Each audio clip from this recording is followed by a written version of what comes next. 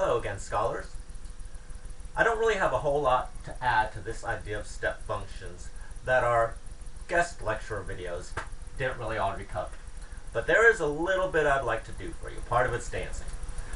But just as a quick recap, we're going to be looking at step functions in this section, which is called that because they're steps, as is both the greatest integer and least integer function. We don't actually have a whole lot of practice with the least integer. I try to find as much as I could, but we do need to make sure you understand that as well.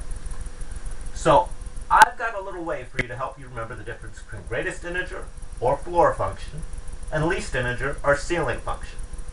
All we got to do, and I do like the term floor function better, but all we have to do is to remember for the greatest integer or floor function is that whatever we put that number in there, we got to go down. Okay? Greatest integer, we go down. Greatest integer, down.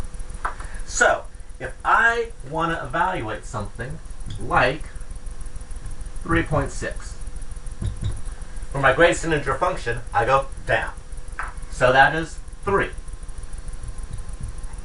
If something is already an integer, I don't need to go anywhere because it's already an integer. The only thing you have to be careful of is with negatives.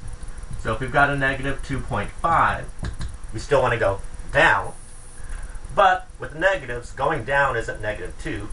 Going down is negative 3. Okay? And that's greatest integer or floor function. Least integer or ceiling function, again I like ceiling better, is because instead of going down for least integer, we're going to go up. Okay? So, if we look at, let's do the same values, 3.6. Okay? What do we do when we go up? We're going to go up to 4. If it's already an integer, nowhere to go, so we're just going to stay at 0.